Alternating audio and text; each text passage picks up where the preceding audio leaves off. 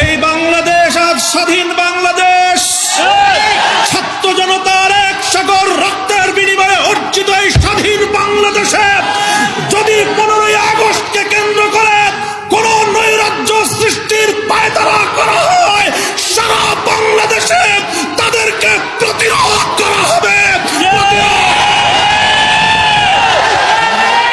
বিগত 45 বছর ধরে শেখ হাসিনা প্রতিশোধের রাজনীতি করেছেন, প্রতিশোধ নিয়েছেন আর বাংলার তাওহীদ জনতার বিরুদ্ধে, প্রতিশোধ নিয়েছেন বাংলার স্বাধীনতাকামী মুক্তিকামী জনতার বিরুদ্ধে, প্রতিশোধ নিয়েছেন বাংলাদেশের ছাত্র জনতার বিরুদ্ধে, প্রতিশোধ নিয়েছেন এদেশের হেফাজতে ইসলামের লক্ষ লক্ষ নিরপরাধ মানুষের বিরুদ্ধে।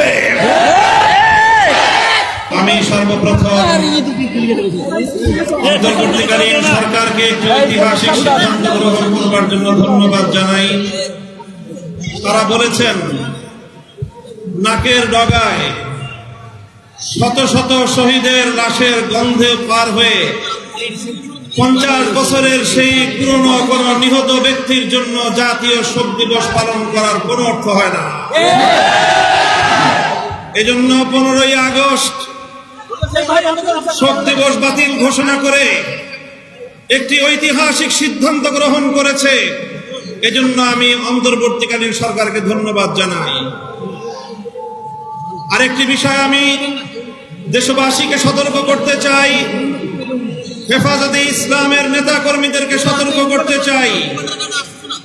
ইতিমধ্যে আপনারা বিভিন্ন যোগাযোগ মাধ্যম, সামাজিক যোগাযোগ মাধ্যমে দেখেছেন পরাজিত শক্তির ফ্যাসিবাদী নেত্রী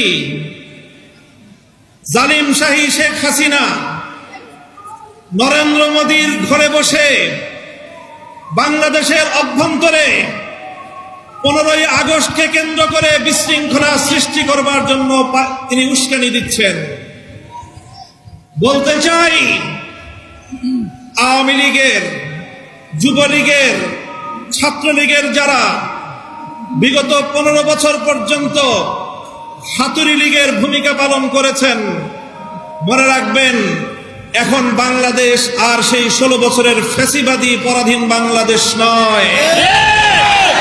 এই বাংলাদেশ আজ স্বাধীন বাংলাদেশ, ছাত্র জনতার এক সাগর রক্তের বিনিময়ে অর্জিত এই স্বাধীন বাংলাদেশে যদি 15ই আগস্টকে কেন্দ্র করে কোন নৈরাজ্য সৃষ্টির পায়তারা করা হয়, সারা বাংলাদেশে তাদেরকে প্রতিরোধ করা হবে।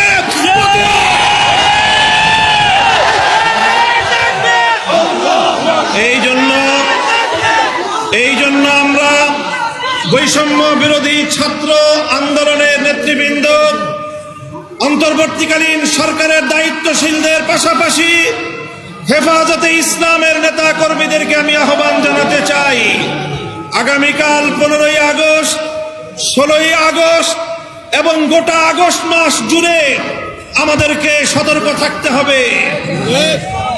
কারণ মনে রাখবেন, আওয়ামী লীগের রাজনীতি হলো প্রতিহিংসার রাজনীতি।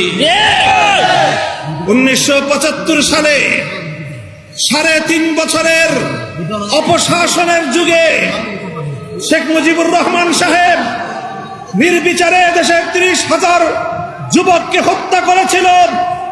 এদেশের বাকশাল কায়েম করার মধ্য দিয়ে মানুষের সকল অধিকারগুলো তিনি হরণ করেছিলেন। অধিকার হারা মানুষ তখন তারা ক্ষুব্ধ হয়ে ধানমন্ডির 32 নম্বর বাড়িতে অভ্যুত্থান পরিচালনা করেছিল। তখন এই শেখ হাসিনা ঘোষণা দিয়েছিল যে জাতি তার বাবাকে হত্যা করেছে তিনি সেই জাতির কাছ থেকে প্রতিশোধ গ্রহণ করবেন। বিগত 45 বছর ধরে শেখ হাসিনা প্রতিশোধের রাজনীতি করেছেন, প্রতিশোধ নিয়েছেন আর বাংলার তাওহীদ জনতার বিরুদ্ধে, প্রতিশোধ নিয়েছেন বাংলার স্বাধীনতাকামী মুক্তিকামী জনতার বিরুদ্ধে, প্রতিশোধ নিয়েছেন বাংলাদেশের ছাত্র জনতার বিরুদ্ধে, প্রতিশোধ নিয়েছেন এদেশের হেফাজতে ইসলামের লক্ষ লক্ষ নিরপরাধ মানুষের বিরুদ্ধে। তিনি একজন খুনির নেশায় মাতাল, খুনের নেশায় মাতাল। আপনারা লক্ষ্য করে থাকবেন, যারা মাতাল হয়, মদখোর হয়, তারা সারাদিন যে যেখানে থাকে, দিন শেষে রাতের বেলায় সব মাতালগুলো একসাথে হয়ে মদ্যপান করে মাতলামি করে।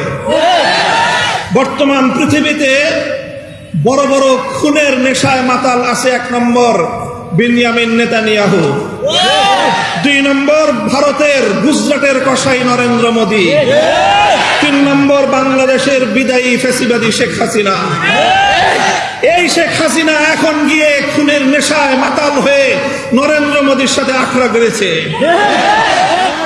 যদি সেখান থেকে বসে বাংলাদেশের স্বাধীনতার উপর কোনো হস্তক্ষেপ করার চেষ্টা করা হয়, তাহলে বাংলাদেশের মাটিতে ভারতীয় দূতাবাস থাকতে পারবে না।